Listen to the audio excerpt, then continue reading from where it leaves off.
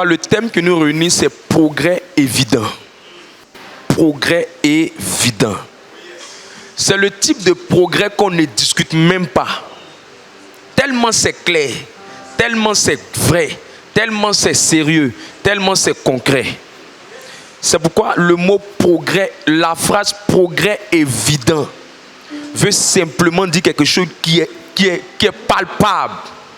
Ce n'est pas un progrès imaginaire, ce n'est pas un progrès spirituel, mais c'est un progrès qui a dépassé le règne spirituel, mais on voit ça maintenant. Et je déclare qu'on va voir ton progrès. Progrès évident, ça n'a rien à voir avec ça va aller qu'on ne voit rien. Tu dis ça va aller, mais on ne voit rien. Amen. Tu dis ça va, mais on ne voit rien. Quand c'est un progrès évident, tu dis ça va et on voit. Mais quand ce n'est pas évident, tu dis ça va, mais on ne voit rien de concret. Je prie qu'on voie quelque chose de concret après ce séminaire. Et ce n'est pas une invention de notre ministère, mais c'est une pensée biblique qui vient de la bouche de Paul. 1 Timothée 4, verset 15. 1 Timothée 4, le verset 15.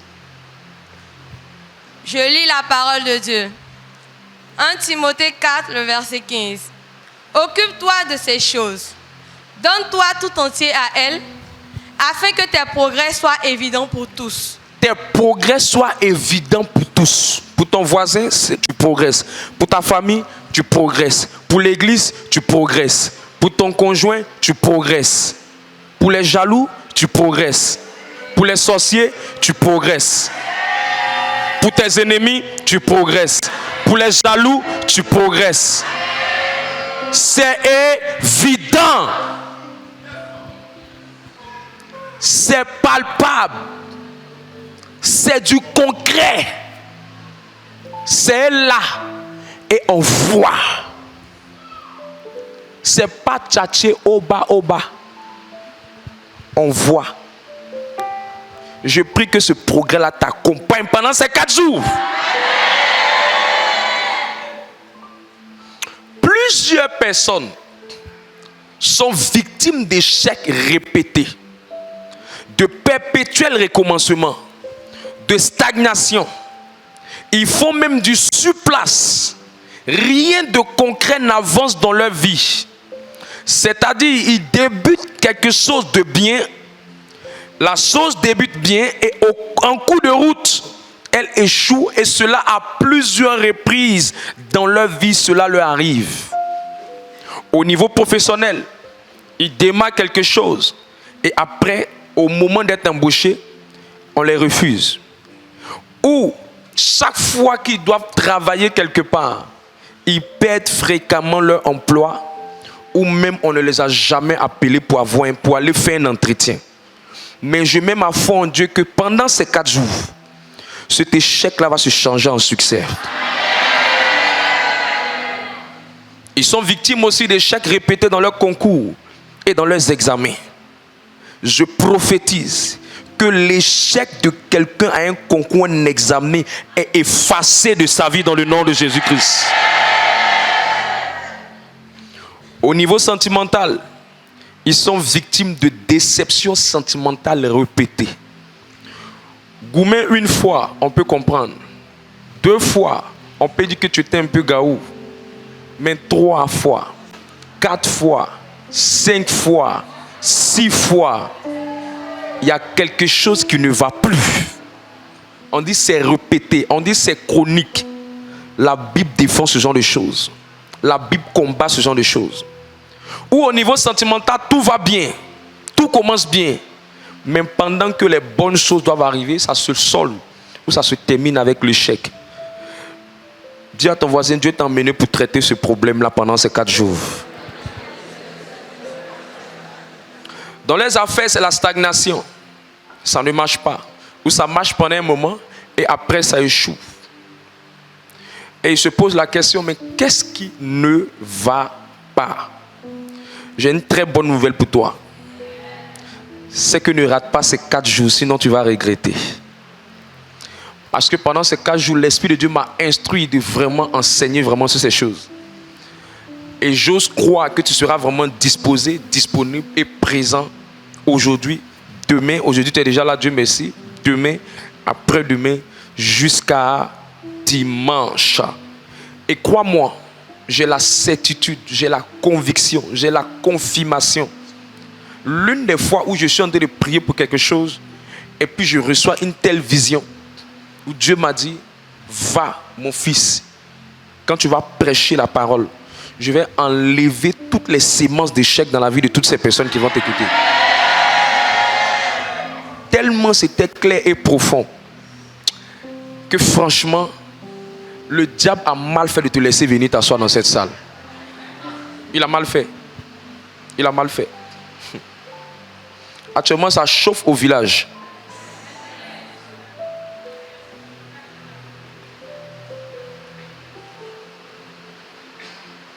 Il y avait un frère qui travaillait dans une très bonne structure.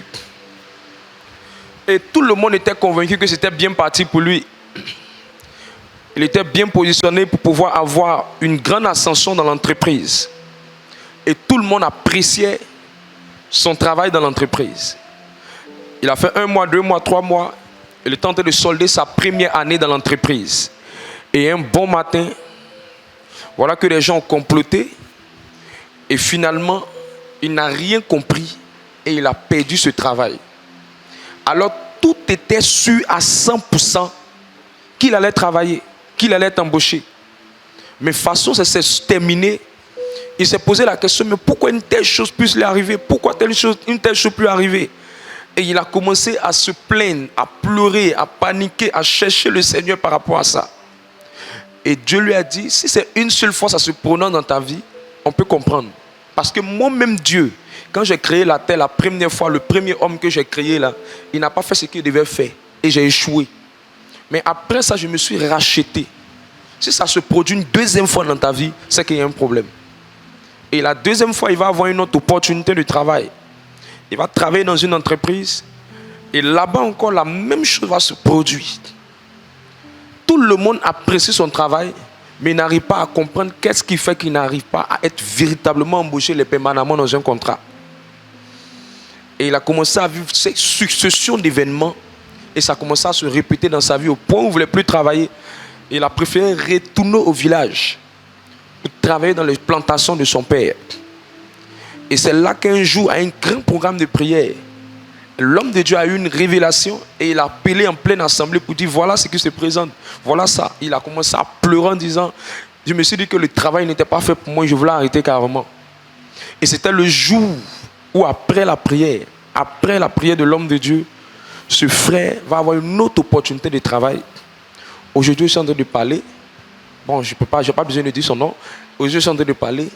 Il est directeur d'une très grande structure. Très grande structure. Je vais prophétiser sur la vie de quelqu'un.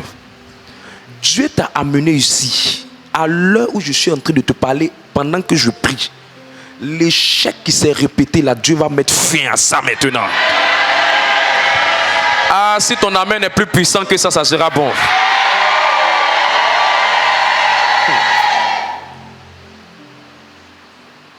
Alléluia. Pourquoi les gens échouent permanemment? Qu'est-ce qui fait que les gens échouent? Proverbe 20, verset 21. Comment on peut traiter ce type de problème? Comment on fait pour ne plus être victime de ça? C'est ça qu'on parle de progrès évident. C'est-à-dire que tu es le type de personne qui progresse dans ce que tu fais. Tu progresses dans ce que tu entreprends. Au niveau sentimental, tu progresses. Au niveau financier, tu progresses. Au niveau professionnel, tu progresses. Au niveau de ta vie spirituelle, tu progresses. À tous les niveaux, ton progrès est évident. C'est pour ça que Dieu t'a amené là. C'est pour relâcher cette onction et cette grâce sur ta tête. Allons-y. Proverbe, le chapitre 20, le verset 21. Un héritage promptement acquis dès l'origine ne sera pas béni quand viendra la fin. Un héritage promptement acquis dès l'origine ne sera pas béni quand viendra la fin. Ça veut dire que l'héritage peut être dans ta main, la bénédiction peut être dans ta main, ça peut être pour toi. Mais simplement, quand viendra le moment où tu puisses prendre, saisir, posséder, vivre ça, il sera toujours frappé par un événement qui sera le signe simplement que ça n'a pas été béni. C'est pour ça qu'il ne sera pas béni quand viendra la fin. C'est-à-dire qu'au moment de pouvoir saisir, au moment de pouvoir vivre, il y a toujours quelque chose qui vient enlever ça dans ta main. Je paralyse ça dans la vie de quelqu'un ce soir.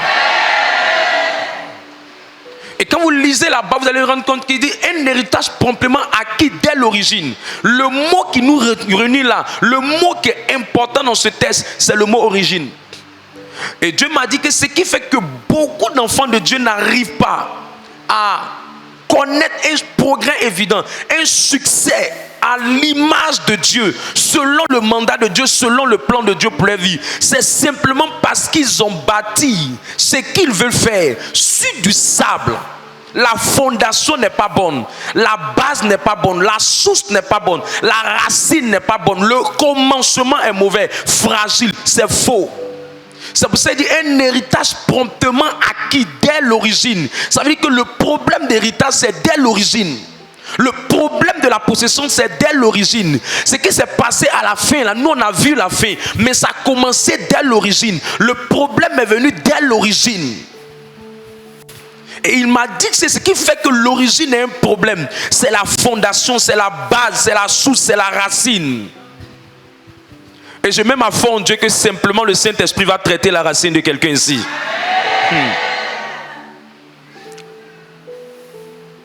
Et pour parler des origines, la Bible va nous parler de deux types de personnes. Luc 6, verset 46.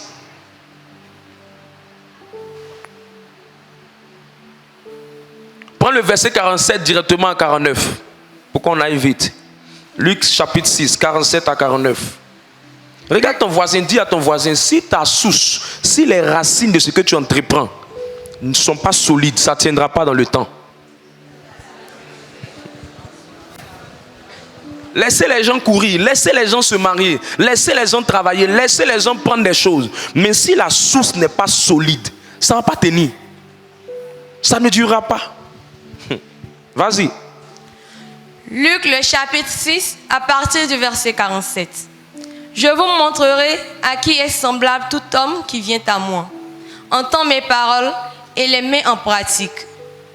Il est semblable à un homme qui, bâtissant une maison, a creusé profondément et a posé le fondement sur le roc. Une inondation est venue et le torrent s'est jeté contre cette maison, sans pouvoir l'ébranler parce qu'elle était bien bâtie.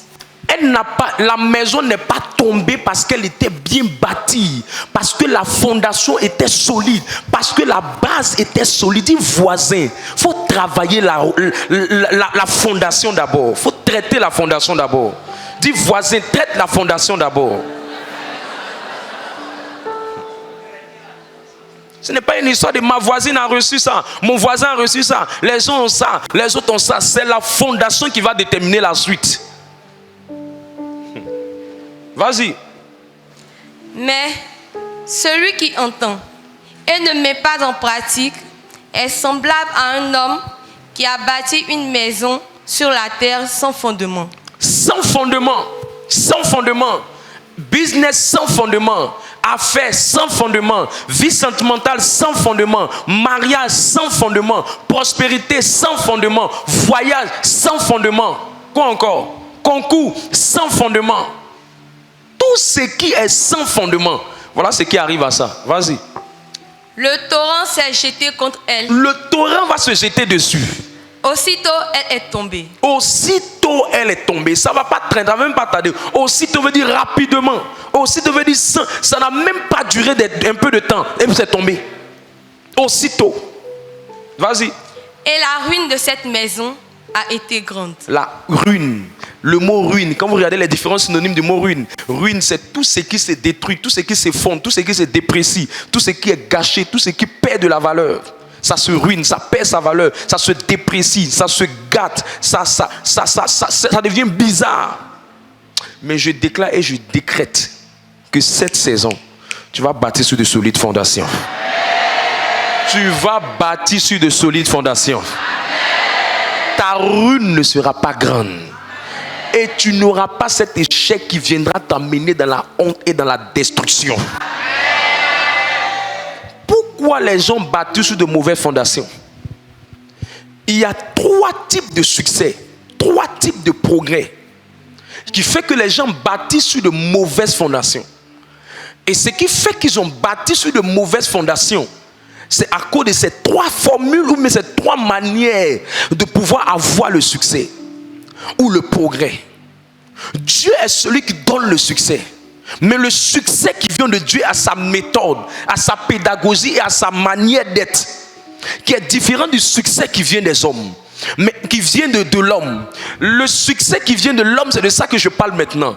Il y a 3 caractéristiques qui te permettent de reconnaître le succès qui vient de l'homme. Le premier signe du succès qui vient de l'homme, c'est qu'il a eu le succès par sa propre intelligence, par son moi, par sa compétence, par son intelligence, par sa force, par sa beauté, par son ingéniosité, par sa capacité, parce qu'elle est une très bonne cuisinière, elle a eu un mari, parce qu'elle est belle, les gens, elle gagne de foyer. Mais dès que c'est toi-même, c'est fragile. Tant que c'est toi, c'est fragile. Tant que c'est ta personne, c'est fragile. Parce que ta personne peut supporter ça pendant quelques temps. La beauté se fane. Le diplôme, tu auras quelqu'un qui est plus diplômé que toi. L'ingéniosité, tu auras quelqu'un qui est plus ingénieux que toi. La forme que tu auras quelqu'un qui a une belle forme que toi. Le teint que tu auras quelqu'un qui a un teint qui est meilleur que ton teint. Tant que ça vient de toi, c'est fragile. Tant que c'est par tes efforts, par ta connaissance, par ta culture, que tu as eu un succès, je dis, c'est fragile. Dis à ton voisin, si c'est ça qui fait ta force, c'est trop fragile. Tu vas les entendre parler, c'est moi qui ai fait ça, c'est moi qui ai fait ça. Vous savez, mes enfants, j'ai beaucoup étudié dans la vie. Papa même qui dit il a beaucoup étudié dans la vie, on ne voit même pas ce qu'il a réalisé.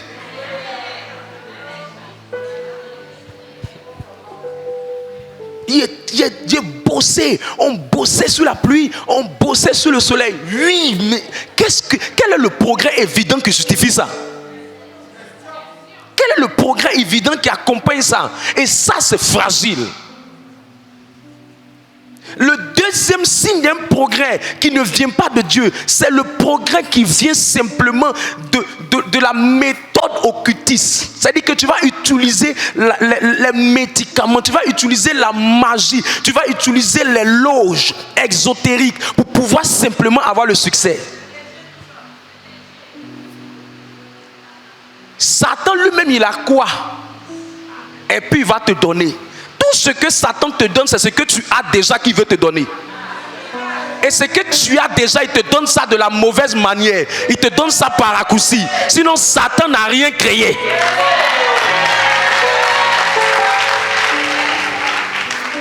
C'est pourquoi vous allez voir plein de succès à Abidjan. Mais la plupart des succès que vous voyez, la plupart des progrès que vous voyez, ces progrès-là ne durent pas. Quand les tempêtes viennent, quand le torrent vient, on se pose la question si celui-là avait réussi. Des gens qui ont dit hier qu'ils ont été élevés, ils étaient les sommets des sommets, le sommet de l'île Mayala. Mais ces personnes-là ont fini avec Dagbert. Ces personnes-là ont fini dans la misère. Ces personnes-là ont fini comme des riens, des rienneux, des gens sans valeur. Pourquoi? Parce que la source était mauvaise. Tout ce que Satan te donne, il va te réclamer. Si c'est une secte qui t'a permis d'avoir le succès, si c'est une secte qui t'a permis d'avoir le progrès, si c'est une secte qui t'a aidé à avoir ça, si c'est un médicament qui t'a aidé à avoir ça, je t'informe que derrière le médicament, il y a un médicament plus puissant que ça. Si c'est une bague magique, c'est quelque chose que tu as mis sur tes reins pour avoir mari, je dis, il y a quelqu'un qui a plus puissant que pour toi. Si c'est le Baya du Sénégal, je t'informe qu'il y a le Baya de l'Inde. Si c'est le Baya de l'Inde, je t'informe qu'il y a un Baya ailleurs. Tout ce qui te donne d'avoir par les méthodes mauvaises, par les voies mauvaises, ça ne durera pas. Et tu viens dans nos assemblées, tu dis non, hier mes affaires prospéraient, mais tes affaires étaient appuyées sur quoi? Ne viens pas prendre ton passé pour nous faire douter de la puissance de Dieu. Et on va dire, mais Seigneur, Hier, il prospérait, mais pourquoi maintenant il vient en toi et ne prospère pas? Alors que Dieu est juste en train de tout gâter, parce que la fondation, c'est pas lui. Quand Dieu n'est pas le commencement, il détruit pour s'installer. C'est qu'il est en train de détruire. Pourquoi? Parce que la force du mal et la force de Dieu, deux forces contraires ne peuvent pas coopérer ensemble. Tu ne peux pas mélanger les deux forces ensemble. Alors pourquoi tu te plains du fait que tes choses sont en train de s'écrouler? C'est parce que le mauvais est en train de laisser place au bon que c'est en train de s'écrouler. Alors tu n'as pas raison de te plaindre. Tu dois au contraire te réjouir, parce que Dieu est en train de t'aider afin que demain tu aies le succès que lui, Dieu, il donne. Le troisième signe du succès qui ne vient pas de Dieu, c'est le succès qui vient de la main des hommes. Quand le succès de quelqu'un vient de la main d'un homme, il y a des problèmes derrière. Il y a trois types de problèmes qui se prononcent lorsque le succès vient de la main des hommes. Dieu ne nous a pas dit que les hommes ne vont pas nous aider, mais les hommes doivent être simplement des canaux et non des sources. Il y a une grande différence entre le canal et la source. Le canal, c'est lui que Dieu envoie sans que tu fasses des efforts. La source, c'est celui que toi-même tu vas prendre pour mettre en bas.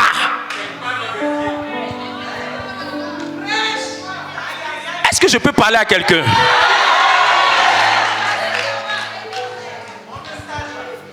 Et tu ne peux pas demander à Dieu le succès. Mes amis réussissent, mais ta source, c'est la main de l'homme. Le premier problème qui arrive quand c'est la main de l'homme, c'est que l'homme qui est là, s'il est élevé par la gentillesse, s'il est élevé par l'amour, le jour où ces humains vont changer, ton succès est en danger. Le jour toi-même il a positionné, tu es en train d'avancer, tu es en train de le dépasser. La jalousie peut faire qu'il va vouloir t'amener en bas. C'est pour ça que quand les hommes t'ont aidé, les hommes vont te rendre la vie difficile. Le jour où il est content, tu dois être content. Le jour où il est fâché, tu dois être fâché. Parce que il se dit, c'est lui qui t'a fait et tu dépends de lui. Et il va te chanter que c'est lui qui t'a fait jusqu'à ce que tu quittes là où il t'a fait.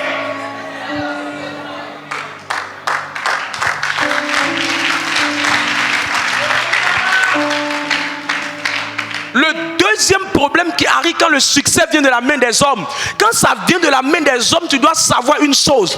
C'est là où la personne peut t'amener. C'est là où tu peux arriver. Là où sa main s'arrête, tu ne peux pas dépasser là-bas. Si lui, il est à 500 000 comme salaire, il ne peut que te donner des opportunités de moins de 500 000. Parce que si l'opportunité dépasse 500 000, lui-même sera le premier intéressé. C'est là où sa main s'arrête. C'est là que son aide s'arrête. Écoute-moi, si tu es Joseph et que Potiphar veut t'aider, Potiphar peut seulement t'établir sur sa maison. Mais il ne peut jamais t'établir au-delà de sa maison. Parce que lui-même ne peut pas aller au-delà. Quand l'homme doit t'aider, c'est là où la main de l'homme s'est arrêtée, c'est là que tu vas t'arrêter. C'est en fonction de sa capacité que toi, ta capacité va fonctionner. C'est en fonction de sa dimension que toi, tu vas arriver. C'est en fonction de ce qu'il peut faire que toi, tu pourras arriver quelque part. Le succès qu'il te donne est fonction du succès qu'il pense être bon pour toi. Mais quand ce n'est pas la main de l'homme, il y a des choses différentes qui viennent. Je préfère que ce soit Dieu qui m'élève. Je préfère le progrès qui vient de Dieu.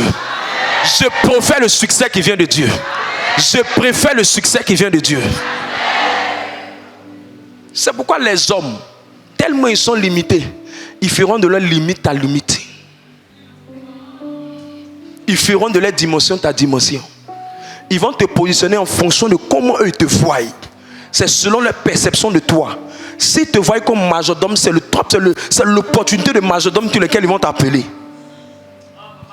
Mais il ne peut jamais te donner l'opportunité qui dépasse ça. Combien de parents dans des familles ont vu des postes de grands, Mais ils n'ont jamais appelé ceux qui voyaient dans leurs yeux comme grands. De leurs yeux, ils ne les voyaient pas comme grands. Ils n'ont jamais présenté ça. Mais là où il y avait des opportunités qui ressemblaient à de serpillères, c'est là qu'ils les appelaient. Parce qu'ils les ont toujours vus comme des serpillères. L'aide des hommes est fonction de ce qu'ils voient de toi. Or, la vision de Dieu est plus grande que la vision des hommes pour toi. Ne cherche pas à bâtir ton succès sur la main de l'homme. Ne cherche pas à bâtir ton développement sur la main de l'homme.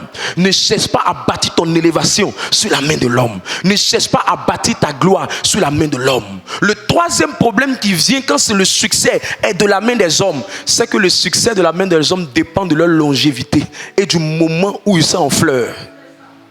Le jour ils ne sont plus en fleurs, le jour ils ne sont plus en promotion, le jour c'est pas le parti politique qui est là, le jour c'est plus les relations qui sont là, le jour c'est plus leurs contacts qui sont là. Ta position est risquée. Parce que tous ceux qui rient avec toi par rapport à la position que tu occupes, c'est parce qu'ils savent qui est derrière toi, qui rit à toi. Le jour celui qui est derrière toi n'y est plus, ils vont te montrer leur vrai visage. Ils vont dire, toi là même là, c'est parce qu'on dit que tu es venu au nom de lui là qu'on te respectait. Combien de gens ne sont pas entrés dans les grandes entreprises, mais quand lui qui les a menés est mort, quand lui qui les a menés a perdu son pouvoir, quand lui qui les a menés a perdu sa place, le regard que les gens avaient d'eux était différent. Et eux aussi, ils ont perdu leur position. La longévité de la personne devient la longévité de ton succès. Jamais ma vie sera bâtie sur le succès de quelqu'un, sur la longévité de quelqu'un. Jamais. Je paralyse ça sur la tête de quelqu'un. Néhémie 2 verset 20. Le succès que Dieu donne. Le succès que Dieu donne. Ce qui me plaît, le succès que Dieu donne, c'est un succès qui est durable. Le premier signe du succès que Dieu donne, c'est un succès qui est durable. C'est un progrès qui est évident. C'est durable. C'est durable. Peu importe le parti politique, peu importe la main des hommes, le succès de Dieu dure. Vas-y. Néhémie, le chapitre 2, à partir du verset 20. Et je leur fis cette réponse. Le Dieu des cieux nous donnera le succès. Nous, ses serviteurs, nous nous lèverons et nous bâtirons. Regarde, le succès que Dieu donne, c'est Dieu lui seul qui est capable d'accorder ça. C'est un succès qui est surnaturel. C'est pour ça que Paul l'a appelé progrès évident. Progrès évident. Tellement qu'on ne peut pas expliquer ça humainement parlant. C'est lui seul qui maîtrise le fonctionnement de ce succès. C'est lui seul qui maîtrise la méthode de ce succès. Et quand Dieu te donne le succès, il peut créer un poste là où il n'y a pas de poste. Il peut te donner une place là où il n'y a pas de place. Il peut ouvrir une porte là où il n'y a pas de porte. Le succès qui vient de Dieu, c'est un succès qui est durable. Et elle débouche toujours avec la réussite. Or, le succès qui vient du diable, ce n'est pas évident parce qu'aujourd'hui tu réussis. Qu'aujourd'hui tu es en train d'avoir le succès, que tu vas avoir forcément la réussite. Mais le succès de Dieu débouche avec la réussite. Parce que le succès de Dieu est durable. Celui qui a le succès aujourd'hui, ce n'est pas évident qu'il ait la réussite demain. Mais quand ça vient de Dieu, celui qui a le succès aujourd'hui, c'est évident qu'il aura la réussite demain. Le succès de Dieu débouche avec l'accomplissement de sa destinée. Le succès de Dieu débouche avec des merveilleuses choses qui arrivent dans la vie de quelqu'un. Je prie que le succès de Dieu soit dans la vie de quelqu'un. Le succès de Dieu, c'est que Dieu peut prendre quelqu'un à partir de rien, à partir de zéro, et faire de lui un héros, un champion, un grand. Mais on ne voit même pas de quoi, par quoi il a commencé, d'où il est venu, par quoi, c'est sorti de quoi. On ne sait pas. On dit, mais on regarde ce concours-là. Vraiment, ça là, c'est pas évident. C'est pas évident que quelqu'un peut avoir ça facilement. C'est pas évident. On dit, mais comment tu as fait pour arriver là-bas? Oh, je suis en train de proviser sur quelqu'un. Là où les hommes ont dit que personne ne peut entrer, le succès de Dieu descend sur ta tête. Les affaires où on dit qu'on ne peut jamais, c'est pour une autre race, c'est pour une autre ethnie, c'est pour un autre peuple, c'est pour quelqu'un d'autre. Là où les autres dans ce domaine-là, si tu n'es pas tu n'es pas avec eux, tu n'es pas dans leur club, dans leur secte, tu ne peux pas avoir le succès là-bas. La main de Dieu se pose sur l'activité de quelqu'un et j'amène la prospérité maintenant. Le succès qui vient de Dieu, elle ne vient pas des gens, elle ne vient pas des humains. Donc qu'il soit de bonne humeur, qu'il t'aime ou qui ne t'aiment pas, cela ne peut pas empêcher le succès de Dieu. Dis à ton voisin, tu es content, tu n'es pas content. Si Dieu dit qu'il a réussi, il a réussi. Ah, c'est la partie là qui me plaît. C'est ça qui me plaît, Dieu. Ça ne dépend pas de si les gens sont contents de toi, s'ils sont d'accord avec toi, s'ils sont fâchés avec toi, s'ils sont jaloux de toi. Si Dieu dit, lui là, il va réussir. Celle-là, il va avoir le succès. Il faut être content. Il ne faut pas être content. Ton genre n'est qu'être serré. Serré comme cuidant. Serré comme trop. Dieu dit, cette année-là, elle va réussir. C'est de quelqu'un que je parle dans ce lieu. Qui t'a dit que les hommes doivent d'abord t'aimer pour que Dieu valide ton succès? Dis à ton voisin, qui t'a demandé de chercher l'amour des gens pour que Dieu valide ton succès? Non, les gens ne m'aiment pas là, ça vient d'où maintenant? Cherche à ce que Dieu soit prêt pour toi, cherche à ce que les gens soient prêts pour toi. Le succès qui vient de la main de Dieu, personne ne peut l'arrêter, ni même le plus grand sorcier de ton village. Aucune main humaine ne peut stopper ce succès-là. C'est de celle-là que nous parlons. Aucun régime politique ne peut arrêter ça. Aucun féticheur ne peut stopper ça. Aucun marabout ne peut stopper ça. Néhémie 2, verset 20. Relis le texte. Il dit l'Éternel nous donne le succès. C'est de ça qu'on parle. On ne parle pas des succès en dents de scie. Non, non, non, non, les vrais succès. Tu es dans une relation même là. On sent que tu es rentré dedans par la main de Dieu. Tu es dans le travail, on sent que tu es rentré par la main de Dieu. Tu n'as pas peur. Tu ne dis pas, hey, mon patron va partir bientôt. Oh, les gens vont quitter le coin. Non, non, non, tu es serein. C'est Dieu qui t'a emmené là-bas. C'est Dieu. C'est Dieu. Quand quelqu'un t'a emmené en Europe, puis tu sais que c'est Dieu qui t'a emmené en Europe, tu n'as pas peur de comment ils vont te rapatrier. Mais quand tu sais que tu ne sais pas comment tu as fait pour te retrouver là-bas, là. Ton cœur bat. Allons-y, lis le texte. Néhémie, le chapitre 2, le verset 20. Et je leur fis cette réponse. Le Dieu des cieux nous donnera le succès. Le Dieu des cieux. Pourquoi Néhémie insiste sur le Dieu des cieux? Parce qu'il veut montrer au fait qu'il est tellement élevé au-dessus de tout que quand il te donne le succès, il n'y a rien qui peut arrêter ton succès. Je prophétise que Dieu te donne le succès. Amen. Je déclare que tu reçois le succès qui vient de Dieu. Amen. Le succès dans ta vie professionnelle qui vient de Dieu. Amen. Le succès dans ta vie sentimentale qui vient de Dieu. Amen. Le succès dans ta vie financière qui vient de Dieu. Amen. Le succès dans tes affaires qui vient de Dieu. Amen. Le succès dans ta carrière qui vient de Dieu. Amen. Le succès à ton concours qui vient de Dieu. Amen. Le succès dans tes affaires qui vient de Dieu. Amen. Au nom de Jésus. Matthieu 7, 24 à 27. Comment on a ce succès? Pourquoi je t'ai parlé de ça? Je t'ai parlé de ça pour que tu fasses la différence entre quelqu'un qui est en train d'avoir du succès que tu apprécies aujourd'hui et tu ne sais même pas comment ça va se terminer demain. Je t'ai parlé de ça pour que tu fasses la différence entre le succès qui vient de Dieu et des hommes. Il ne faut pas regarder quelqu'un qui s'en va tout de suite se marier à la mairie puis commencer à dire que c'est fini, elle a réussi. Non, non, non, si tu connais le succès qui vient de Dieu, tu vas chercher la racine de ça. Si tu regardes bien la racine, tu vas savoir ce qui va durer. C'est pour ça qu'il dit toujours, je répète, quand tu vois poussin qui a des nuits coques là, tu sais. Quand tu vois foyer qui a duré, tu sais. Quand tu vois mariage qui a duré aussi à la mairie là, tu sais aussi quand ils disent les oui là.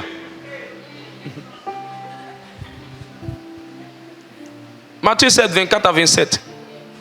Matthieu, le chapitre 7, à partir du verset 24. C'est pourquoi, quiconque entend ces paroles que je dis et les met en pratique sera semblable à un homme prudent qui a bâti sa maison sur le roc. Il a bâti sa maison sur le roc. La pluie est tombée. La pluie est tombée. Les torrents sont venus. Les torrents sont venus. Les vents ont soufflé et se sont jetés contre cette maison.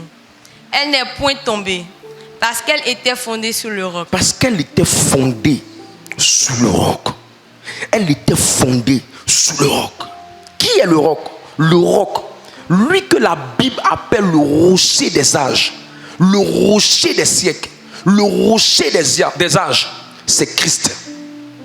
Et l'une des manières d'avoir le succès qui vient de Dieu, le succès qui dure, le succès qui demeure, le succès ou le progrès qui est évident, le progrès qui est surnaturel, le progrès qui n'est pas fait de main humaine, qui n'est pas fait de médicaments, qui n'est pas fait de toi-même, mais qui vient uniquement du Dieu des cieux. L'une des manières, c'est de bâtir ta vie sur le roc. C'est de bâtir ta ta vie sur le roc. Alors demande à ton voisin, est-ce que ta vie est bâtie sur le roc? Assieds-toi, j'ai continué. Il dit quoi? Écoute-moi, tout le monde dit ma vie est bâtie sur le roc, Jésus est le rocher de ma vie. Il y a des mots, puis il y a les actions. Les gens sont champions en mots, mais dans les actions, on ne voit rien. Je sais de quoi je parle. J'ai vu des gens qui hier pensaient qu'ils étaient convertis. C'est dans ce ministère qu'on a vu les réelles conversions. J'ai vu des gens qui pensaient qu'ils étaient spirituels. C'est sous mes yeux que j'ai vu que leur vie n'était pas bâtie sur le roc. L'une des manières de bâtir ta vie sur le roc, c'est de donner sa vie à Jésus. C'est de donner à Christ le rocher des siècles. D'avoir le pouvoir sur ton cœur, sur ta vie. C'est être planté, enraciné dans la vie chrétienne. C'est pas te lever comme ça pour dire simplement, moi je vais à l'église.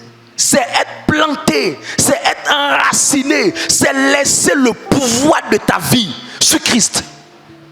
Tu peux pas être quelqu'un qui commence une affaire parce que tu as vu un coin, ça marche très bien. On te donne, on dit démarre tes affaires. Tu commences à démarrer, tu commences à faire, ça commence à marcher. Et puis après, ça se gâte. Tu dis non, 2 jours là, mes affaires ne prospèrent pas. Comment tu as commencé? Tu peux déterminer si tu as bâti cette affaire-là sur le rocher des siècles ou si tu as bâti sur ton management. Est-ce que je parle à l'esprit de quelqu'un? Alors demande à ton voisin, est-ce que Christ a vraiment pris le pouvoir de ta vie?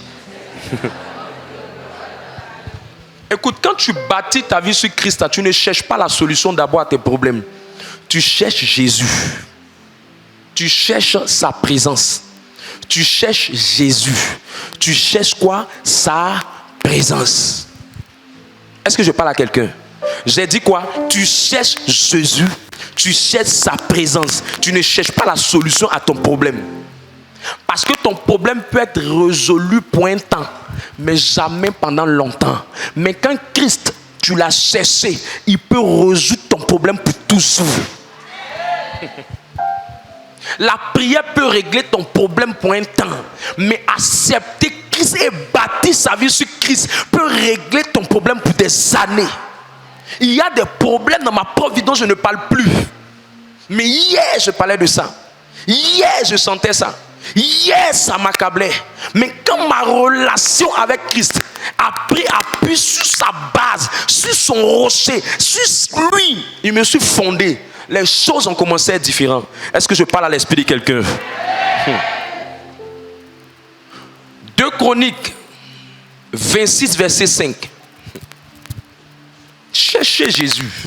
Cherchez Jésus. Quelqu'un qui a battu sur Christ, il cherche Jésus. Il cherche Jésus. Il cherche sa présence. Il veut sa présence. Il cherche sa présence. Il veut sa présence. Il veut une rencontre. Il veut une connexion. Demande à ton voisin, est-ce que tu as rencontré Jésus vraiment? Non, quand tu l'as rencontré, on sait. On n'a même pas besoin de te dire, c'est quand quelqu'un a rencontré Jésus, tu sais. Je ne parle pas de la religion. Je parle d'une véritable rencontre. Je parle d'un cœur qui connaît, qui est rentré en relation avec lui. Je vois l'histoire d'une personne qui sera changée dans quelques secondes. Allons-y. 2 Chroniques 26, verset 5. 2 Chroniques, le chapitre 26, le verset 5. Il s'appliqua à rechercher Dieu pendant la vie de Zacharie. 2 Chroniques 26, verset 5. C'est ça, super. Il s'appliqua à rechercher Dieu pendant la vie de Zacharie, qui avait l'intelligence des visions, de Dieu. De Dieu. Et dans le temps où il rechercha l'Éternel. Dans le temps. On n'a pas dit après le temps. On dit dans le temps. On n'a pas dit après. On n'a pas dit avant. On dit dans le temps où il cherchait. Dans le temps où sa quête c'était Jésus. Sa quête c'était Christ. Sa quête c'était Dieu. Où il poursuivait les intérêts de Dieu. Qu'est-ce qui s'est passé? Dieu le fit prospérer. Dieu lui a donné le succès. Tu ne peux pas me dire le contraire. Osias était un homme qui a eu 52 ans de royauté. Succès durable. 52 ans de royauté. Et le verset 1, lis le verset 1 je crois, le verset 1 ou 5. Où on parle de 52 ans de royauté là. Que je demande ça avec la Bible. C'est que ton voisin arrête, non. Ces 2 temps là, ça marche pour moi. Après, ça ne marche plus pour lui. Ah, c'est le faux succès là. Succès gondroleux là. Verset 3. 2 Chroniques 26, verset 3. Vas-y. Osias avait 16 ans lorsqu'il devint roi. Et il régna 52 ans à Jérusalem. Il régna 52 ans.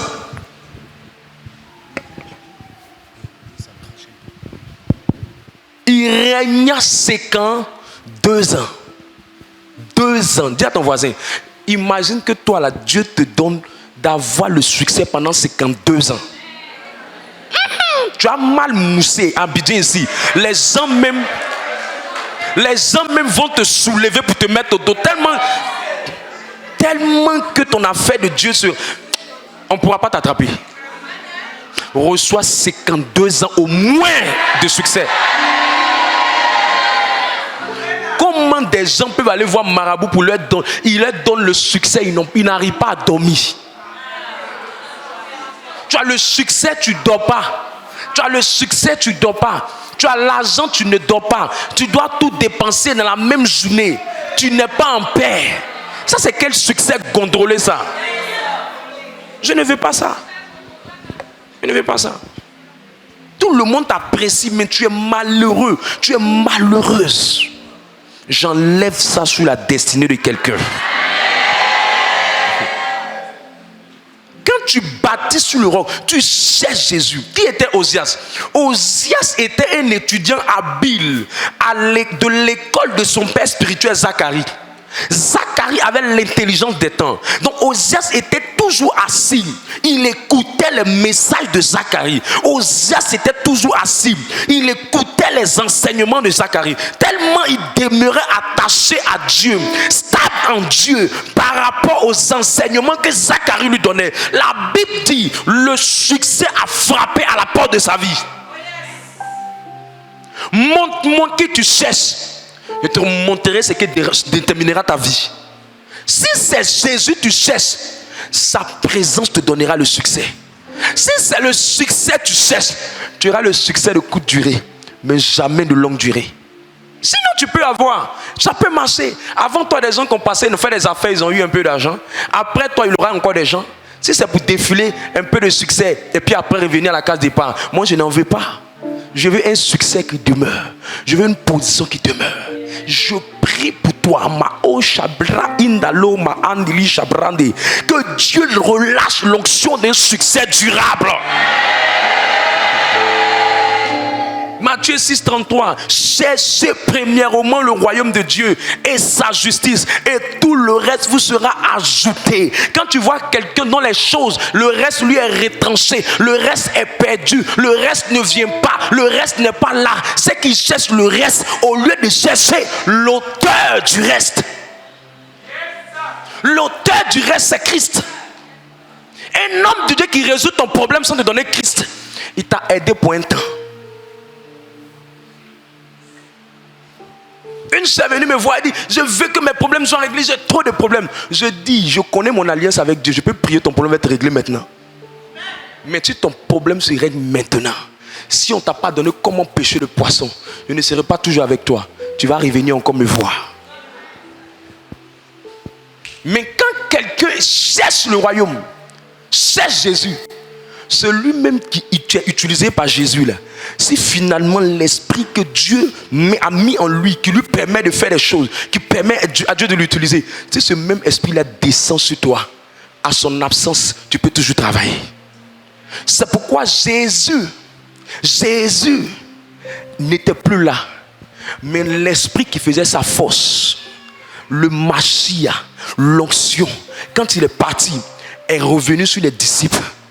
Et les miracles que Jésus n'a pas pu accomplir, les disciples l'ont accompli. Est-ce que vous savez que Jésus est passé un jour au temple? Il allait au temple et puis il a chassé tous ceux qui vendaient dans le temple. Vous connaissez cette histoire? Est-ce que vous savez qu'au temple, il y avait un paralytique qui était devant le temple? Mais Jésus est passé là-bas, il ne l'a pas guéri. Vous savez pourquoi Jésus est passé là-bas guéri? Parce qu'il y a des problèmes que Jésus ne devait pas résoudre pour que les disciples puissent régler ça. Ça veut dire quoi? Ça veut dire simplement il y a des problèmes que Dieu va faire exprès pour que l'homme de Dieu ne les règle pas. Parce que Dieu veut que ta foi grandisse, pour que toi-même tu les règles par ta foi.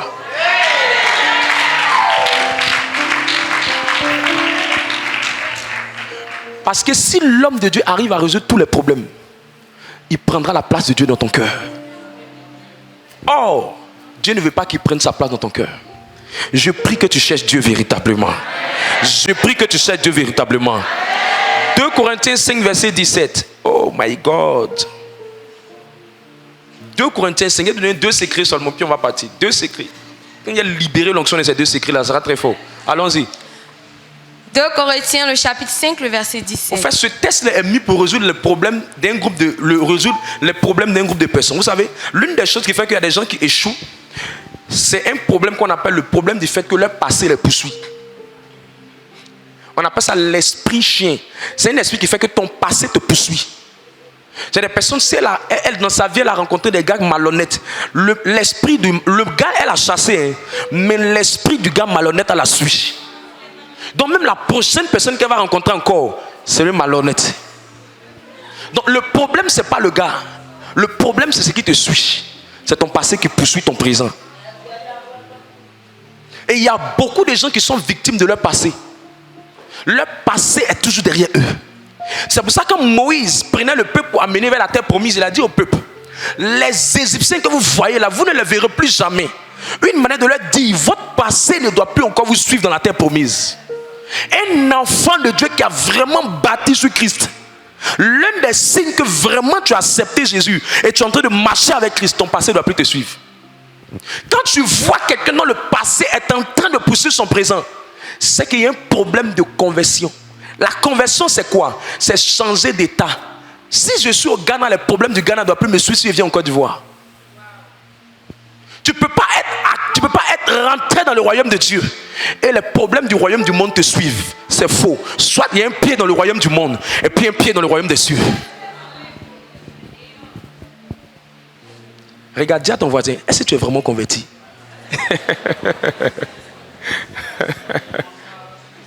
Alors comment j'ai fait pour régler ce problème-là? 2 Corinthiens 5, verset 17 parle de ça.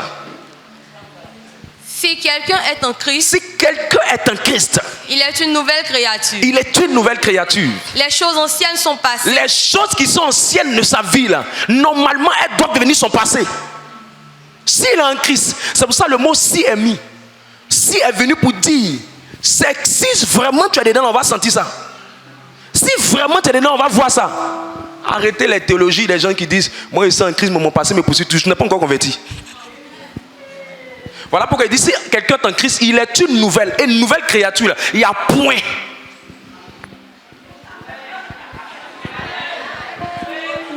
Pour dire qu'on arrête les débats, si tu n'es pas de nous nouveau, c'est que le si n'est pas vérifié. Si le nouveau n'est pas encore là, c'est que le si n'est pas vrai. On dit si tu as mal à la tête, bois un comprimé le matin, bois un comprimé le soir. Et le mal va partir. Si c'est vraiment mal de tête, un matin, un le soir, tu vas guérir. Mais si c'est autre chose, tu vas prendre un matin, un le soir. C'est maintenant même. La maladie là fait comme ça. C'est que c'est pas mal de tête. Allons-y. Voici, toutes choses sont devenues nouvelles. Toutes choses. Ton mariage devient nouveau. Ton travail devient nouveau. Tes affaires deviennent nouveaux. Ta vie devient nouvelle. Les choses deviennent nouvelles. Les choses deviennent nouvelles. Est-ce que je peux prophétiser sur la tête de quelqu'un? Alors, comment je fais pour être en Christ? C'est la condition pour que mes choses nouvelles changent.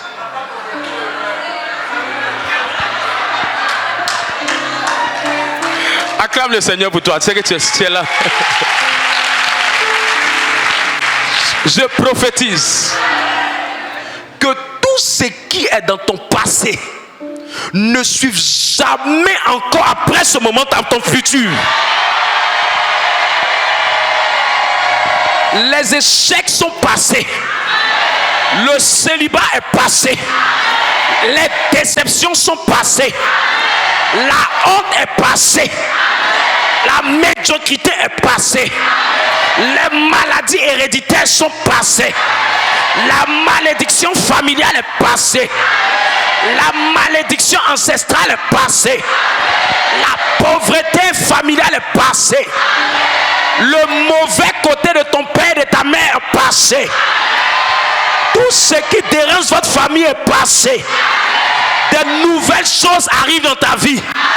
Le travail arrive dans ta vie. La promotion arrive dans ta vie.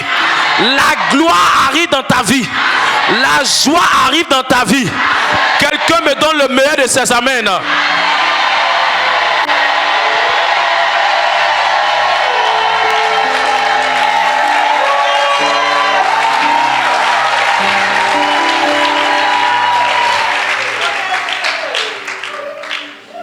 Concrètement, homme de Dieu, comment je fais pour que, pour que je sois véritablement en Christ? Écoute, Matthieu 11, verset 28, dont je ne veux pas qu'on lit pour aller plus vite. Il a dit, venez à moi, vous qui êtes fatigués et chargés, et je vous donnerai du repos. Vous voyez? Il dit, je vais vous donner du repos. Normalement, quand quelqu'un entre dans le repos, ça veut dire qu'il est dans une vie où il ne s'inquiète plus, mais il est dans la paix. On est d'accord? Maintenant, il nous montre la condition pour qu'on puisse avoir ce repos-là dans le verset qui suit. Il dit, pour que vous puissiez bénéficier de ce repos-là, prenez mon joug et suivez mes instructions. Quand on prend dans une autre version, on se rend compte, prenez mon joug et suivez mes instructions, veut dire, soyez à mon école. Au fait, pour que le passé de quelqu'un ne suit plus son présent, il faut que cette personne arrive à un niveau dans sa vie où il se comporte comme Osias. Il faut qu'il arrive à un niveau où il devient spirituellement un chrétien stable. C'est un chrétien qui a un amour profond pour la présence de Dieu. Quand on lui demande d'être là le mercredi, il est là. On lui demande d'être là dimanche, il est là. Au fait, la présence de Dieu devient essentielle tellement pour lui, parce qu'il ne trouve plus la présence de Dieu comme un moyen de régler son problème, mais un moyen d'avoir des instructions de la part de Dieu. Un moyen de connaître davantage Dieu. Un moyen de chercher Dieu. Un canal pour pouvoir se rapprocher davantage de Dieu. Et quand il se rapproche davantage de Dieu, il va grandir spirituellement. Pendant qu'il grandit spirituellement, sa mentalité change. Pendant qu'il grandit spirituellement, l'ADN, la vie de son sang, qui vient de son père, qui vient de sa mère, Dieu commence à changer l'ADN. Il laisse son intelligence être renouvelée par la connaissance de la parole de Dieu. Il vient les mercredis, il entend un message. Il vient les dimanches, il entend un message. Les messages commencent à entrer en lui, à sa famille en lui, à s'asseoir en lui. Il grandit, il se développe. Christ commence à prendre une certaine forme en lui. On dit lui là, celle-là, elle est convertie. On dit elle est en Christ. Et l'un des moyens d'être en Christ, c'est la stabilité spirituelle. Avoir l'habitude d'être dans la présence de Dieu est un signe de quelqu'un qui est converti. Mes amis, un porc aime la boue, un enfant de Dieu aime la présence de Dieu. Si la présence de Dieu n'est plus essentielle pour toi, c'est pas bon pour toi. Venir à la prière. Il y a des gens on t'a forcé pour venir. Tu n'es pas encore converti. Pour venir, mais c'est compliqué. Pour venir, mais c'est difficile. Pour venir, mais tu luttes encore. C'est pas devenu ta seconde nature. Il faut te poser encore des questions. Il faut te poser encore des questions. Tu n'es pas encore sauvé. Et ça, quand tu vas commencer à le faire, à venir, à t'asseoir, à venir, à t'asseoir, il y a plein de trucs qui vont commencer à partir. Chaque fois que tu rencontres l'onction transforme toujours ta vie. Il y a des jours que l'onction va briser. Il y a une atmosphère qui va rentrer en toi. Il y a une grâce que tu vas transporter. Il y a des messages que tu vas entendre. Il y a des révélations que tu vas entendre. Tu penses tout connaître, mais tu ne connais pas tout. La parole de Dieu va t'affermir. La parole de Dieu va te bâtir. La parole de Dieu va t'aiguiser. Parce que tu veux ou pas, c'est en fonction de ton niveau de connaissance que Dieu te donne. Il y a des choses qu'il veut te donner, il ne te donnera pas. Il y a plein de nos frères ici. C'est quand ils ont commencé à mieux s'affermir que les choses ont commencé à venir dans leur vie. Il y a plein ici. C'est quand ils ont commencé à mieux le connaître que les choses ont commencé à se déclencher. Plus ton élévation est grande, plus ta stabilité doit être encore plus profonde. Parce que Dieu ne cherche pas simplement à te donner de devenir un arbre, sans toutefois se rassurer que tes racines sont bien posées. Dieu n'est pas un mauvais architecte, comme les architectes d'Abidjan ou les constructeurs d'Abidjan. Dieu est celui qui s'intéresse d'abord à la fondation avant de s'intéresser au reste de l'édifice. Aujourd'hui, tu es en train de te plaindre pour le fait que tu n'as pas certaines choses. Mais essaie d'attendre un peu de temps et de laisser Dieu essayer de bien mettre tes racines dans les fondations. Tu auras un foyer qui sera solide. Tu auras un travail qui sera solide. Tu auras un succès qui sera solide. Tu auras une prospérité qui sera solide. Je prie que le succès de quelqu'un devienne évident. Deuxième chose avec laquelle je m'arrête.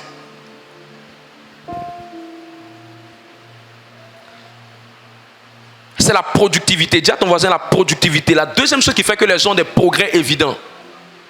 Dis à ton voisin la productivité. Répète après moi la productivité.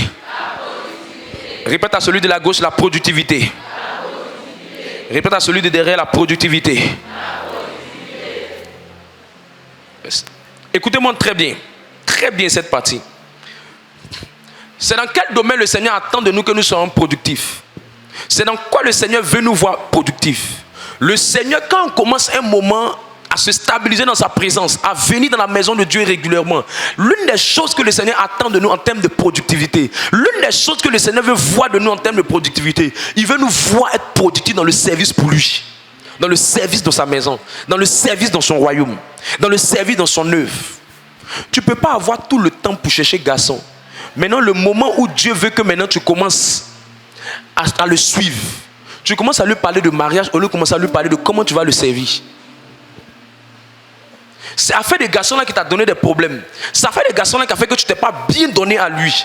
Maintenant, tu viens à lui, tu veux lui rappeler affaire des garçons qu'il a souffert avec toi. Parce que ça t'empêchait de te décoller pour venir vers lui. Servir Dieu est une bonne chose. Le service pour Dieu est une bonne chose. Aussi longtemps que vous êtes impliqué dans le service de Dieu, forcément vous aurez un salaire et une récompense.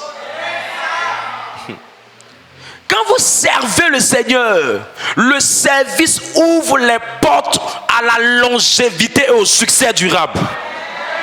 Luc 2, verset 37, une servante de Dieu nommée Anne. La Bible dit que Anne a servi dans la vieillesse, pas dans n'importe quelle vieillesse. Elle n'était pas une vieille gondolée, fatiguée, fanée. Non, Anne était une servante de Dieu en pime, en feu, énergisante. Lisez la Bible. Elle avait quel âge? Lis le texte. Lis le texte. Luc le chapitre 2, le verset 37. Restée veuve et âgée de 84 ans, elle ne quittait pas le temple et elle servait Dieu nuit et jour dans le jeûne et dans la prière. Une veuve, 84 ans, elle peut jeûner. Si elle peut jeûner, ça veut dire qu'elle avait de l'énergie. Le service donne la longévité, le succès qui dure. Elle avait 84 ans, elle vivait, elle était veuve. Ça veut dire qu'elle était déjà mariée. Affaire de foyer, même elle avait fini ça. Servir de Dieu encore, elle avait fini ça. Elle n'était pas célibataire pour qu'on dise c'est la raison de son célibat qui lui donne de servir. Cela m'amène à te faire comprendre que le service de Dieu va vous préserver de beaucoup de dangers. Un enfant de Dieu qui ne sait pas, il a une vie chrétienne qui est vide, il a une vie spirituelle qui est vide, il est inoccupé, il n'a rien à faire d'essentiel dans la marche avec le Seigneur. Il sera la proie du diable. Mais quand quelqu'un est occupé par le service, quand quelqu'un est occupé par l'œuvre de Dieu, le diable ne peut pas aller contre lui. Pourquoi? Parce que aussi longtemps que son cœur est sur le service, celui pour lequel il sert aura toujours les moyens de le protéger. Vous ne pouvez pas donner votre temps, votre vie dans le service chrétien et puis terminer malheureux dans l'échec. C'est pas possible. Nothing, impossible. Impossible. Je termine avec quelque chose de très essentiel. Le service de Dieu est la plateforme du progrès évident, du progrès surnaturel. Le service de Dieu, la plateforme du progrès surnaturel. La première personne qui a eu le progrès surnaturel dans toute la Bible, dont on n'a jamais compris comment ça s'est fait, c'est Joseph. Quelqu'un qui est éleveur, cultivateur, avec son papa, un bon matin il devient premier ministre. Mes amis, humainement parlant, c'est pas évident. Mais j'ai vu de mes propres yeux des gens leur diplôme qu'on regarde même là, ça ne peut pas les amener là où ils doivent aller. Mais ils ont commencé à servir. Là où les diplômes ne peuvent pas les amener, la main de Dieu les a amenés là-bas. Dans la même Bible, j'ai vu un jeune homme appelé David. David servait auprès de son père biologique. Plus tard, il a servi auprès de Saül en tant que joueur d'instruments. C'est lui qui a écrit les psaumes. Il était un puissant adorateur. Quand Saül avait des esprits qui le fatiguaient, David prenait la musique, il adorait, il chantait. Et il est devenu après ça chef dans l'armée. Chef dans l'armée, pas n'importe qui. Il était chef d'état de l'armée de Saül. Et ayant remporté plusieurs victoires, il est devenu le prochain roi. Regardez comment il a commencé. De la bergerie à la royauté. De la bergerie à la royauté. Écoute-moi ma soeur, si tu veux me demander, homme de Dieu, comment je fais pour avoir un succès évident, comment je fais pour avoir un succès phénoménal, je te dis ma soeur, il ne faut pas commencer à te concentrer sur le garçon, il ne faut pas commencer à te concentrer sur le travail, il faut commencer à t'investir dans l'œuvre de Dieu, il faut donner ton temps pour l'œuvre de Dieu. Je suis capable de mettre ma main au feu. Si Dieu t'a laissé, c'est que moi je ne le sais plus. Jamais. David a servi le Seigneur. Joseph a servi le Seigneur. À plus forte raison, un homme appelé Néhémie. Néhémie était un chanson. Une chanson, c'est quoi? Serveur de vin. Il était au palais en tant que majordome. Il servait le vin. Il ne faisait rien de bon. Mais des chansons, il est devenu gouverneur. Regarde, là où tes diplômes ne peuvent pas t'amener, dépend le service, Dieu va t'amener là-bas. Le service est la plateforme d'un succès phénoménal. Le service vous donne des succès que l'œil humain ne peut pas comprendre. Humainement possible, pas possible. Intellectuellement, c'est pas possible. Je peux te montrer le secret qui fait que Dieu peut écrire ton nom sur la liste des concours de ce pays et personne ne va effacer ton nom. C'est le service. Je peux te montrer la plateforme qui a fait voyager des gens dans ce ministère. Faut être là, assieds-toi, pleure, mon voyage. Reste là. Reste là. Tu penses que le pays dans lequel on est, c'est un pays qui est normal. Tu penses que le monde dans lequel on est, c'est un monde qui est naturel. Mes amis, il y a des gens qui voyagent juste à cause des coups de fil. Quelqu'un appelle seulement, alors lui là il est temps, il n'a même pas papier, il connaît rien, même, il n'a même pas tout ce qu'on te demande. Souvent dans les pays on te demande beaucoup de papiers, on demande compte tout ça. Il y a des gens même qui n'ont même pas eu ça, sont partis. Le service, c'est le raccourci de Dieu pour aider ceux qui n'ont pas la possibilité d'avoir de longs bras quelque part. Comment le service peut déclencher le progrès surnaturel? Comment le service fait qu'on arrive à être quelqu'un, tu sais, puis après ton service, ça fait que demain on dit lui il a succès à ça, lui il a succès à un examen, lui il a succès à son concours. Je suis en train de te montrer comment tu as fait pour ne plus jamais échouer. Je suis en train de te montrer comment tu vas faire pour ne plus jamais échouer. C'est là que je vais m'arrêter. Comment tu vas faire pour ne plus être quelqu'un qui échoue? Tu peux pas être enfant de Dieu, tu es là, tu échoues. Tu peux pas être dans une relation, tu échoues. Dans tes affaires, tu échoues. Dans tes entreprises, tu échoues. Où est le Dieu que tu sais? Où est le Dieu? On t'a pas enseigné ça? Servir Dieu, c'est bien. Il m'a dit ça. Il dit, mon fils, prends. Quand Dieu veut me parler là, qu'il me parle, qu'il est en train de me donner des instructions, il m'appelle fils de l'homme. Fils de l'homme. C'est comme ça que j'entends que c'est la voix de Dieu. Il dit, fils de l'homme, prends le bic. Il dit, servir Dieu, c'est bien. Mais il y a une manière de servir qui ouvre les portes du succès durable et du succès surnaturel. Montre ça à mon peuple. Je dis, comment?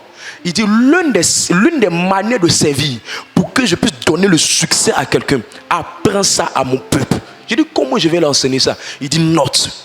Il me dit, le service qui donne à quelqu'un d'avoir un succès phénoménal. Remarquez bien dans la vie des gens. Vous allez voir. Commencez à écouter. Tout ce qu'ils sont en train de dire. Commencez à regarder dans la vie des gens. Vous allez dire, non, Dieu élève celle-là, il élève lui là, mais moi il m'abandonne. Regarde bien dans leur vie. Voici ce qui est cité. Comment il m'a dit?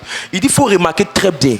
La plupart des personnes que je lève je lève dans le service et je donne un succès, je donne une ouverture dans leur vie professionnelle, dans leur vie sentimentale. Ce qui fait la différence de ces personnes, c'est la productivité. Je dis, c'est quoi la productivité? Il dit, c'est la capacité à une personne à produire des résultats dans l'œuvre de Dieu. C'est la capacité à une personne à remporter des victoires dans l'œuvre de Dieu. C'est la capacité à une personne à conquérir des territoires pour Jésus. Dieu dit, ah bon? Il dit oui. Il dit, quelqu'un peut être en train de servir pendant des années, mais s'il n'y a pas de productivité, je peux intervenir dans sa vie, mais le succès, il va durer avant d'avoir. Le progrès, ça sera difficile. Montrez-moi quelqu'un qui sert sans succès, vie professionnelle, sans succès, vie financière, sans succès, vie sentimentale. Je vais vous montrer quelqu'un qui est assis dans le service, mais qui n'a pas de productivité. Plusieurs personnes, aujourd'hui, renvoie à demain ce qu'il peut faire maintenant. Ça, c'est les improductifs. Ce n'est pas encore le moment. Non. Voilà les excuses de ceux qui ne sont pas productifs. Hein. J'ai fait ça après. Quand mon temps va arriver, j'ai commencé à servir le Seigneur. Et il y a ton voisin, il faut dire ton temps là, c'est maintenant. Non, affaire de Dieu là, c'est trop compliqué. Reste encore dans ça. C'est compliqué, mais il y a des gens qui servent, Dieu les a bénis. Non, les gens même là, les gens sont trop compliqués avec moi. C'est pourquoi ils ne peuvent pas servir. Continue encore de te donner des excuses. Non, les gens ne m'aiment pas, donc je ne peux pas bien servir. Continue encore. Les gens ne veulent pas me voir, on ne me respecte pas. Tout le monde me méprise, on se moque de moi. Je ne suis pas encore prête, je n'ai personne pour m'aider. Je n'ai pas encore la force pour pouvoir le faire. Je n'ai pas encore la capacité pour pouvoir le faire. Je suis seul à tout faire. Tous les autres me laissent dans ce que je fais. Écoute-moi bien. Écoute-moi bien. Voilà ce qu'il m'a dit. Tu ne connais pas encore bien Dieu. Tu ne connais pas Dieu. Tu ne connais pas Dieu. Tu ne connais pas Dieu. J'ai dit quoi? Tu ne connais pas encore Dieu. Dieu ne regarde jamais à ce que tu subis. Dieu ne regarde jamais à ce que tu vis. Dieu regarde à ce que tu accomplis. Va voir la parabole des talents. Il y a un qui est venu. Seigneur, il y a un seul talent. J'ai eu peur. Il dit, quitte devant moi là-bas. Vous allez les voir, ils sont pleins comme ça dans nos assemblées. Ils sont donner des excuses au Seigneur. Tu es une belle fille, tu as un bon talent, tu as une bonne capacité, tu es allé à l'école, tu es intelligent, tu as des capacités. Tout ce don-là, tu fais quoi ça? Il y a des hommes qui ne sont même pas là à l'école, des hommes qui ne sont même pas arrivés à ton niveau, mais ils ne regardent pas leurs conditions. Ils ne regardent pas la frustration des gens. Ils ne regardent pas le comportement des gens, mais ils servent et puis portent du fruit. Penses-tu que devant ces personnes-là, Dieu va regarder tes excuses et puis va considérer ça? Jamais. Dis à ton voisin, tu n'as pas d'excuses à donner. Écoute-moi bien encore. Dieu a dit, je vous envoie comme des agneaux au milieu des loups. Dieu sait très bien qu'il y a des personnes qui ne sont pas bien. Même nous, on sait là. Il y a des personnes qui ont pris pour eux et puis ils nous abandonnent. Dieu sait. C'est ceux-là qui les appelaient pour nous des loups. Oui. Mais il dit, c'est dans ça là. On doit servir. Dieu même sait qu'il y a des gens qui seront jaloux. Dieu même sait bien qu'il y a des gens qui sont méchants. Dieu même sait bien qu'il y a des moqueurs. Dieu même sait bien qu'il y a des traites. Dieu même sait bien qu'il y a des gens qui ne sont pas sérieux. Mais il dit, je vous envoie, aller et porter du fruit. Il n'a pas dit trouver des excuses. Il dit porter du fruit. Dis à ton voisin si tu comprends ce qu'il dit là. Tu comprends le français? Il dit quoi? Si Dieu te demande combien de personnes as-tu fait asseoir dans la foi dans le Seigneur, si tu t'assois, tu te grattes ta tête. Il dit ok, moi aussi, attends quand tu seras prêt. Il y a d'autres même qui ont arrêté d'évangéliser parce qu'ils ne gagnent pas des âmes. Ils disent non, je viens et je ne gagne personne. Ok, comme tu ne gagnes pas des âmes, ta bénédiction aussi va attendre. Dieu va te donner un succès extraordinaire, un progrès étonnant, une réussite dans tes projets, dans tes entreprises, en fonction du résultat que tu es en train de produire. Je dis quoi? Dieu va te donner le progrès, le succès en fonction du résultat. Il y a des gens, même je les ai pris, je dis, ma soeur, viens rentrer dans telle plateforme, viens rentrer dans telle plateforme. Souvent, il y a d'autres, mais je leur donne plus de tâches. Parce que je me dis, en produisant, Dieu va te donner. Parce que je n'ai jamais vu Dieu qui s'est manifesté dans la vie de quelqu'un sans que quelqu'un apporte quelque chose. Je n'ai jamais vu. Quand Élisée a demandé quand la femme est venue voir Élisée, j'ai problème de dette, je n'ai pas. Qu'est-ce qu'elle lui a dit? Qu'est-ce qu'il lui a dit? Il dit, qu'est-ce que tu as chez toi? Je n'ai jamais vu Dieu donner quelque chose à quelqu'un sans regarder quelque chose que la personne va faire. Quand Pierre est venu devant Jésus, il a dit, Jésus, j'ai percé toute la nuit, je n'ai rien eu. Malgré qu'il a dit, j'ai percé toute la nuit, je n'ai rien eu là. Il n'a pas dit, j'ai compris, j'ai commencé à prier pour toi. Il lui a dit, il faut jeter encore. Quand, comment j'appelle ça? Les disciples sont venus voir Jésus. Râler à la foule. Ils ont besoin de nourriture. Il s'est assis là à poser la question. Qu'est-ce que vous avez? Il dit, on n'a rien dit. Prenez goûter de l'enfant là. 5 pains de poisson. On va faire quelque chose de ça. J'ai jamais vu Dieu qui agit dans le vide. Le service est le 5 pains de poisson que tu apportes à Dieu pour dire, Seigneur, je ne connais rien. Je ne suis pas saint, je ne suis pas parfait, mais regarde, je te sers, regarde, je gagne, regarde, je produis, regarde, je fais avancer ton royaume, regarde, je contribue à ton royaume, regarde, je fais quelque chose. C'est sur cette base qu'il élève. C'est pour ça que la plupart, quand votre productivité baisse, vos résultats ne viennent pas.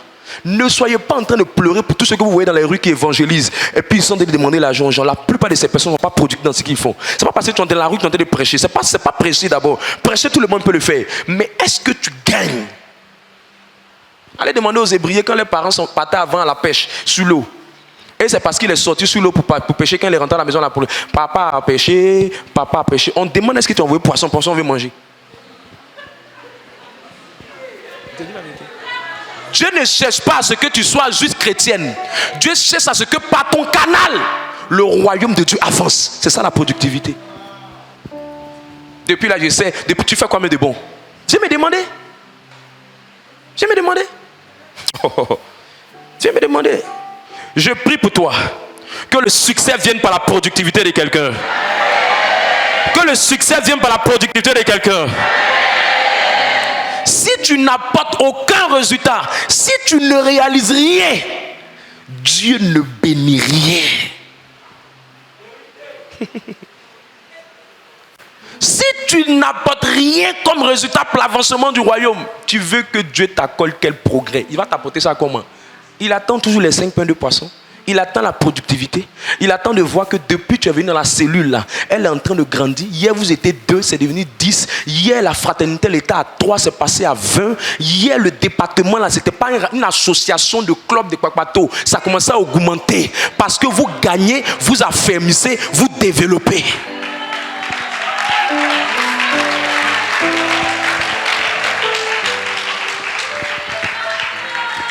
Quand Dieu arrive pour t'accorder le progrès surnaturel, il ne voit rien, il retourne avec sa grâce. Depuis le début d'année, il te regarde, il dit toi ta cellule là, ça n'a pas grandi, ta zone, tu n'as pas. Depuis la tête, 1K, depuis le début d'année, tu es dans 1K, aucune conquête de nouveaux territoires, ton département ne croit pas, rien n'évolue. Tu me demandes quoi même? Aucun impact. Aucun fruit qui est porté. Tu ne fais rien. Tu n'apportes rien. Même si tu veux, il ne faut pas être dans la fraternité ou pas être dans le département même. Hein? Toi-même, ta vie sentimentale là, quand Dieu veut te donner un homme pour que tu le maries là, c'est que tu l'as converti.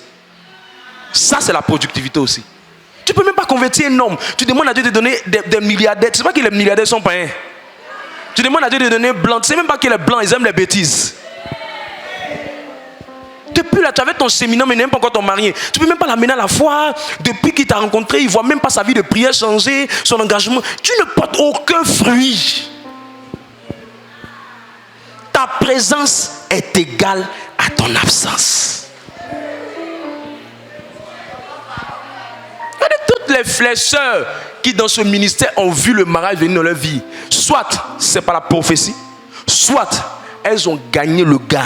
Le gars même l'a vu que fille comme ça, la fille qui aime Dieu comme ça là. On n'a pas besoin de parler beaucoup. Viens m'accrocher. Pourquoi toi on ne voit même pas Dieu dans ton comportement? Qui a amené quelqu'un à venir me voir pour dire celle-là, je peux confirmer qu'elle est sérieuse. Moi, il y a des gens qui viennent me voir plein. Je peux même commencer à indexer les gens ici. Papa, non, je suis fier. La femme là, depuis qu'elle est venue prier, vous là, c'est une puissante femme. Ma femme est devenue meilleure. Ma cheminante est devenue meilleure. Comment elle prie? Tu sens le zèle. C'est ça qu'on appelle la productivité. C'est pas non, je vais à l'église, j'ai récité 70 chapelets, 59, 60 chapelets. Après, c'est puis quoi? Après, ça, les bouddhistes aussi récitent les choses.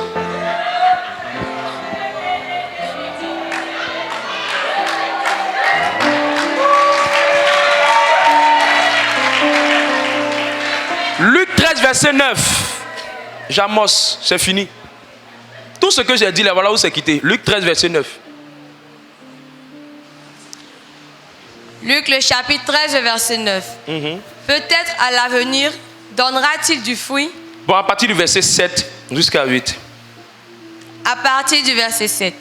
Alors il dit au vigneron, voilà 3 ans que je viens chercher du fruit à ce figuier. Et je n'en trouve point. Tu n'en trouves rien. J'envoie des hommes vers elle, elle ne convertit pas. Depuis là, rien de concret. Elle va dans son travail, elle ne convertit personne. Elle est toujours là. Quitte dans ça. Moi, quand je vois une soeur qui vient, non, depuis là, je l'invite, il ne vient pas. Tu dois avoir honte même de me dire ça. Tu dois avoir honte. Tu dois avoir honte. Tu dois avoir honte même. Depuis le converti, il lui parle, il ne vient pas. Tu fais pitié même. C'est ça que tu as resté célibataire encore. C'est comme ça que Dieu fonctionne. Ce n'est pas que je te souhaite ça, mais c'est ça que tu as resté célibataire un peu. J'essaie juste un peu. Après, quand tu vas commencer à devenir grand, et puis tu vas comprendre ce qu'ils sont en train d'expliquer, tu vas voir que ça va changer les données. Vas-y. Couple. Pourquoi occupe-t-il la terre inutilement? Non, depuis là, pourquoi il lui a donné une relation inutilement? Pourquoi il lui a donné un travail là, mais inutilement? Je ne vois même pas ce qu'il apporte. Je ne vois même pas ce qu'il contribue. Je ne vois même pas à quoi il sert. Je ne sais pas ce qu'il fait.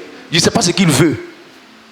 Même il est là, il me demande de travailler, mais je ne sais même pas ce qu'il va lui faire dans le travail là. On ne sait pas si son travail ça peut mettre à l'œuvre de Dieu d'avancer. On ne sait pas si ça va aider sa famille. On ne voit rien comme productivité dedans. Il y a des gens qui disent, Seigneur, moi si tu me lèves.